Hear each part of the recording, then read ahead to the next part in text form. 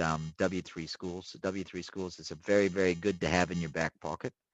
And so it's just so that you have some practice using that so that you can, maybe find some help when you get a little stuck doing something in an exercise bit later on. So that's the idea of that. And so I hope that works out for you. So today, what I'm going to ask you to do is I'm going to ask you to finish this little bit of stuff in W3Schools CSS. There's a bunch of new exercises there. On selectors, I think we've probably done, but we've got some other things there on, actually all of those I think we've done. What I really should show you, I should minimize this screen so you can see. Right, where are you? Emails. Yeah, well, it should be, oh no, because I took a new screenshot. Yeah, in W3Schools, so you can see it here at least. If you look at, we're not doing the CSS advanced, but if you look at stuff that we've done so far, we got about as far as borders and padding. Maybe some has got as far as box model, but if you could continue on down to align. So I'm asking you to do all this other new stuff down to align. Now I saw a lot of people have done up to box model. A lot of people hadn't. So if you haven't, to take wherever you are now and go as far as align. I'm not going to go ask you to do these other things, but just to give you a sort of an example, well, let's take this exercise on fonts. And so I think I'm doing the exercises here, am I not? No. Yeah, no, this is, sorry, I should be in the exercises. So go down and get the exercises. There they are. And start the CSS exercises. So I was actually looking at the wrong one, right? But on the side here, yeah, if we could get down as far as align. So some of the things that we haven't looked at so far in class, lists, tables, styling them. Well, let's look at an exercise for lists.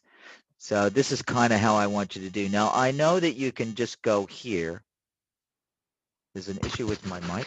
Can you not hear me, guys? Can you hear me now? Sir, I can, but your mic is like I think so broken because there's like a static in your voice. Oh, okay. Well, yeah, probably I have my wires a bit twisted or something. Is it that boring, Abdul, that you're going to sleep? I'll try not to make it too boring. Okay, so you can hear me. All right, so I know that you can just go here and show the answer, right? And then you can copy that and say, oh, look, I've done. But no, I want you to prove to me that you've actually done this. So what you would do is, well, I mean, is have a look at that and change this somehow, right? So that you've got some way that of showing me that you've done it, right? So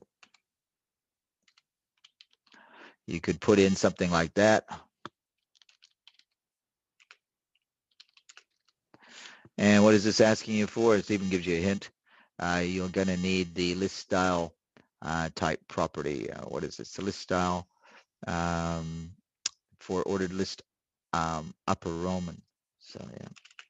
So that would be for what? For the list. So the list is unordered, I think.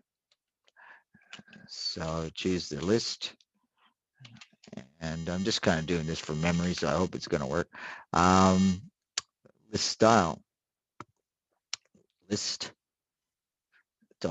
dash style dash type. Now, if you were using and then it's upper Roman, hopefully that will work.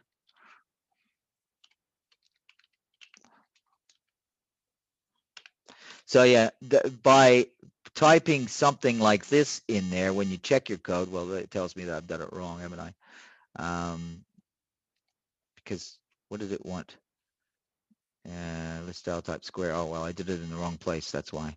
All right, so you get the idea there. But what you should do is you should edit something else into that so that I can see that you've done it. Yeah, so well, if you wanted to get real lazy, I suppose you could do a copy and paste, but don't do that.